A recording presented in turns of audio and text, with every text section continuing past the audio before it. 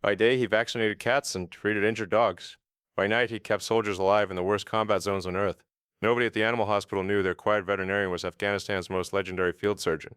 Welcome to AI Human Stories.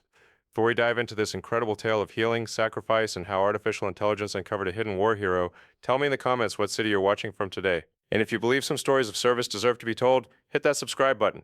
Pine Valley Animal Hospital sat on Maple Street in Burlington, Vermont. Small town, white picket fences, the kind of place where everyone knew everyone and nobody locked their doors. Dr. Michael Doc Stevens had been the town vet for 22 years. Quiet guy, maybe 55, gentle hands that could calm the most nervous dog or anxious cat owner. Kids loved him because he always had treats in his pocket. Parents trusted him because he never overcharged and always made house calls for emergencies. The clinic was nothing fancy. Linoleum floors, fluorescent lights, the smell of disinfectant mixed with dog treats. But Doc had a reputation for miracles. Animals that other vets said couldn't be saved somehow walked out of his clinic healthy. He's got magic hands, Martha Williams would tell anyone who'd listen. Her golden retriever, Bailey, had been hit by a car 3 years ago. Massive internal injuries, broken ribs, punctured lung. The emergency vet in Rutland said to put him down. Doc Stevens said, "Let me take a look." 12 hours of surgery later, Bailey was running around like nothing happened. What the town didn't know was that Doc's magic hands had been trained in the deadliest place on earth to practice medicine, a field hospital in Kandahar province, where the difference between life and death was measured in seconds, not hours. Dr. Sarah Mitchell was fresh out of vet school when she started working at Pine Valley. Eager, ambitious, full of textbook knowledge but zero real-world experience. Her first week, she watched Doc perform what should have been a routine spay on a German Shepherd. But something went wrong. The dog's blood pressure crashed, internal bleeding, the kind of complication that killed animals even in the best facilities. Sarah froze. This was exactly the scenario that terrified new vets. Doc didn't even blink. His hands moved with surgical precision she'd never seen. Not just fast, but economical. No wasted motion, no hesitation. He controlled the bleeding, repaired the damage, stabilized the patient. But it wasn't just the speed that impressed her. It was the technique. "Where did you learn to do that?" Sarah asked afterward, watching the dog wake up from anesthesia like nothing had happened. Doc cleaned his instruments methodically. "Practice," he said simply. "But that technique, I've never seen anything like it. That wasn't standard veterinary surgery." Doc looked at her for a moment. Sometimes you learn things outside of vet school. Over the following months, Sarah started noticing things. The way Doc approached trauma cases, his comfort with massive blood loss, his ability to work under pressure that would break most veterinarians. And there were other details. The scars on his hands, the way he unconsciously scanned rooms when he entered them, how he never talked about his past before coming to Burlington. Most telling of all, he never ever took human patients, not even emergency first aid. "Doc, my daughter cut her hand pretty bad on some glass," a farmer had said one day. "Could you just take a quick look?" Doc had gone pale. "Take her to the emergency room. Now, don't wait." It wasn't that he couldn't help. Sarah could see in his eyes that he knew exactly what to do. But something was stopping him. XT3, the AI discovery. Burlington Medical Center had just installed a new AI surgery analysis system, designed to evaluate surgical techniques, identify best practices, help train new doctors. The program could analyze video footage of operations and rate precision, efficiency, effectiveness. Dr. Jennifer Walsh, the chief of surgery, was always looking for ways to improve patient outcomes. When she heard about the legendary vet across town who supposedly performed miracles, she got curious. "Mind if we film one of your surgeries?" she asked Doc during a chance meeting at the coffee shop. "For research purposes. Our AI system is studying surgical techniques across all medical disciplines." Doc hesitated. "I'm just a small-town vet. Don't think my work would be useful for human medicine." "You'd be surprised," Jennifer said. "Sometimes the best innovations come from unexpected places." Doc agreed, reluctantly. The surgery was routine, removing a tumor from a golden retriever's abdomen. Doc worked with his usual calm precision while the AI cameras recorded every movement. Back at the medical center, Jennifer fed the footage into the analysis system. She expected to see competent veterinary work, maybe pick up a few techniques for minimally invasive procedures. What the AI found shocked her. The system didn't just analyze Doc's surgical technique, it compared his movements to a database of surgical procedures from around the world. Military field hospitals, trauma centers, combat surgical units. According to the AI, Doc Stevens wasn't just performing veterinary surgery. He was using advanced trauma techniques developed for battlefield medicine, procedures designed to save human lives under the worst possible conditions. The analysis showed precision scores in the 99th percentile, speed that matched combat surgeons, decision-making patterns consistent with high-stress trauma experience.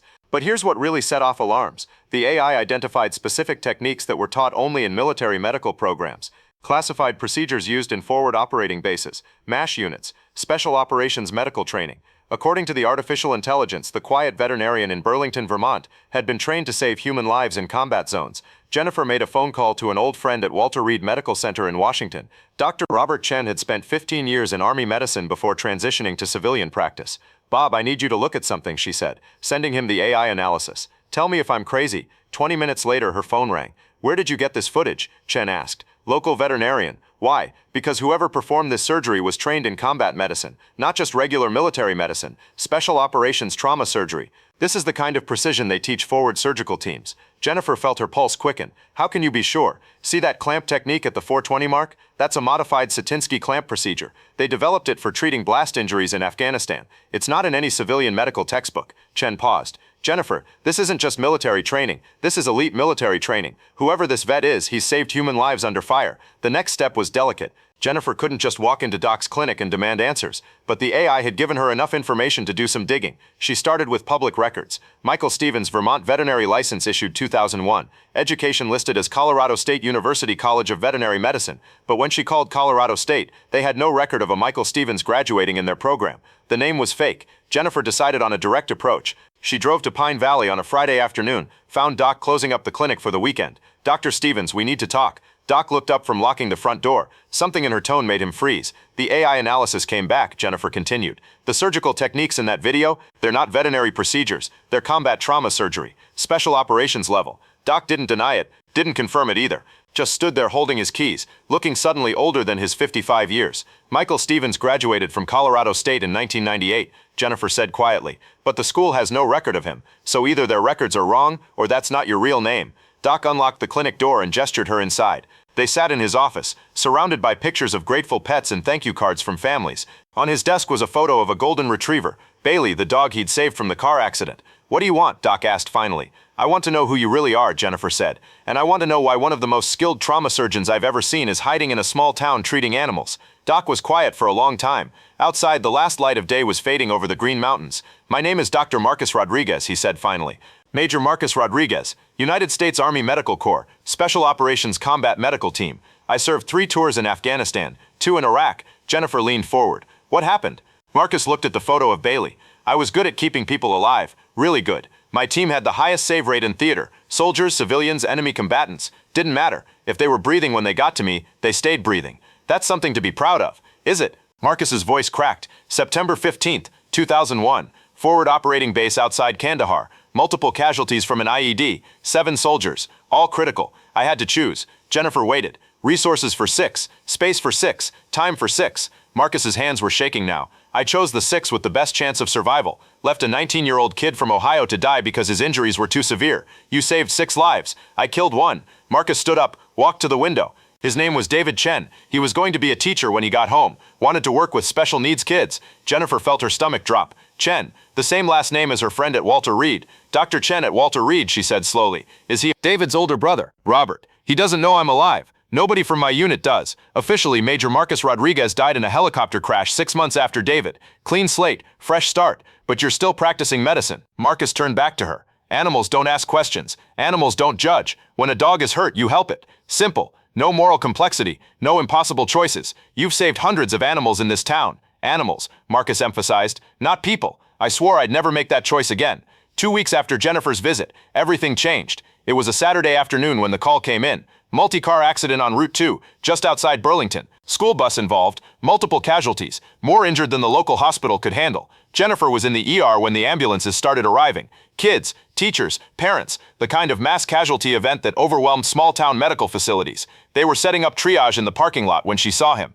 Marcus Rodriguez, standing at the edge of the chaos, still in his veterinary scrubs from the clinic. He'd been driving by when he saw the accident. Doc, a paramedic recognized him. Thank God, we need all the medical help we can get. Marcus froze. Around him, injured children were crying. Parents were screaming. Medical personnel were running between ambulances. I'm a veterinarian, he said quietly. I don't treat people. The paramedic looked confused. Doc, with respect, medical training is medical training. We got kids bleeding out here. Jennifer watched Marcus scan the scene. His trained eye cataloging injuries, automatically triaging, his hands unconsciously reaching for instruments that weren't there, but he didn't move. I can't, he whispered. That's when Jennifer saw her, 8-year-old Emma Sullivan, pulled from the wreckage of her family's car. Massive abdominal trauma, internal bleeding, the kind of injury that killed quickly without immediate intervention. The closest trauma surgeon was 40 minutes away in helicopter traffic. Emma had maybe 10. Jennifer made a choice. She walked over to Marcus and said quietly, her name is Emma. She's 8 years old. She wants to be a veterinarian when she grows up. Marcus looked at the little girl, unconscious on the gurney. Just like you helped Bailey, Jennifer continued. Just like you've helped hundreds of animals. She's just another patient who needs your help. I swore I wouldn't. You swore you wouldn't choose who lives and dies, Jennifer interrupted. But there's no choice here. Without you, she dies. With you, she lives. Simple. Marcus stared at Emma for what felt like forever. Then his training kicked in. Get me to an OR, now. What happened in that operating room was exactly what the AI had predicted. Marcus Rodriguez didn't just save Emma Sullivan's life, he reminded everyone why he'd been considered one of the best combat surgeons in the Army. 90 minutes of surgery, precision that left the attending physicians speechless, techniques they'd only read about in military medical journals. When Emma woke up 3 days later, the first thing she asked for was her stuffed dog.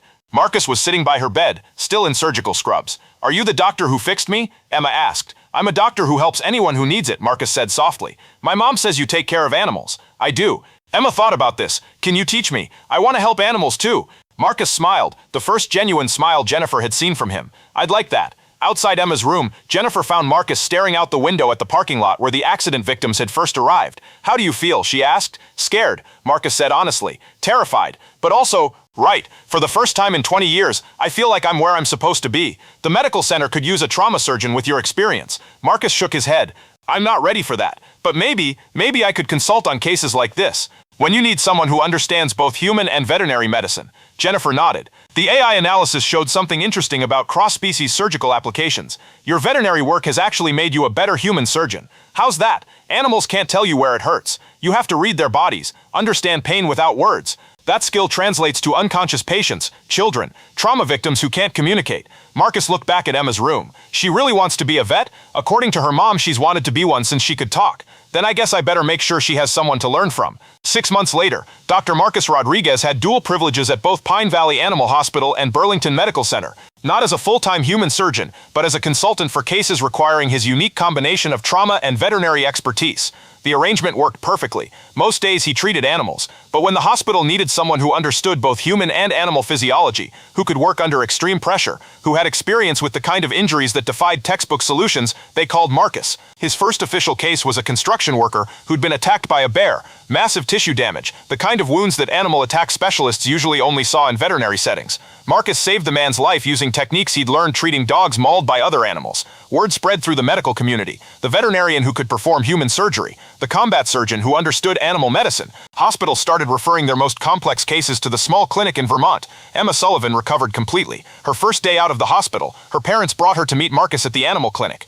"Dr. Rodriguez," her mother said, "Emma has something to ask you." The 8-year-old looked up at him with serious eyes. "Will you teach me to be a doctor like you, for animals and people?" Marcus knelt down to her level. "Being a doctor means making hard choices sometimes." "Are you sure you're ready for that?" Emma nodded solemnly. "Someone needs to help both kids and puppies when they're hurt." "Then yes," Marcus said, "I'll teach you everything I know." Today, the Pine Valley Animal Hospital is also home to the Rodriguez Institute for Comparative Medicine, a research center studying applications of veterinary techniques in human surgery. Dr. Marcus Rodriguez still treats animals 6 days a week, but he also trains military medics, teaches trauma surgery, and consults on cases that require thinking outside traditional medical boundaries. The AI system that discovered his true identity has been implemented in medical centers worldwide, not to catch people hiding from their past, but to identify hidden expertise that could save lives. Emma Sullivan, now 16, volunteers at the clinic every weekend. She's already been accepted to pre-med programs at 3 universities. When people ask what kind of doctor she wants to be, she says, "The kind that helps whoever needs help." Marcus keeps a photo on his desk now, not of David Chen, the soldier he couldn't save, but of David and Emma together, taken when David's brother Robert finally learned the truth and came to meet the man who'd carried his brother's memory for 20 years. David would have liked her, Robert had said. He always said the best doctors are the ones who see patients, not conditions. The artificial intelligence that uncovered Marcus's secret had been designed to analyze surgical techniques, but it discovered something more important. Sometimes the best way to heal from trauma isn't to forget it, but to use it to help others. Marcus Rodriguez spent 20 years running from the choice he'd made in Afghanistan. But when faced with another impossible choice, let a child die or risk becoming a doctor again, he learned something crucial. Healing isn't about avoiding hard decisions, it's about making them with love instead of fear. The combat surgeon who became a veterinarian, who became a healer of both humans and animals, represents something important in modern medicine: the understanding that healing is healing, regardless of species. Marcus's story shows us that artificial intelligence isn't just about identifying problems. Sometimes it's about recognizing solutions that have been hiding in plain sight. And sometimes the most important medical advances come not from researchers in labs, but from practitioners who've learned to see connections others miss. Because whether you're treating a wounded soldier in Kandahar car or an injured dog in Vermont, the core principle remains the same. Life is precious, suffering demands response, and the best doctors are the ones who never stop caring, even when caring hurts. Call to action. So here's what I want to know. Have you ever met someone whose past shaped them into a better healer? Someone who turned their trauma into a gift for helping others? Share their stories in the comments below. Tell us about the doctors, nurses, therapists, or caregivers who found their calling through their own struggles. And if this story moved you, subscribe to AI Human Stories. Because in a world where artificial intelligence can spot patterns in healing, the most important discoveries aren't about technology. They're about recognizing that the best healers are often the ones who understand both suffering and hope. Until next time, remember, sometimes the hands that heal have been broken themselves. That's what makes them gentle.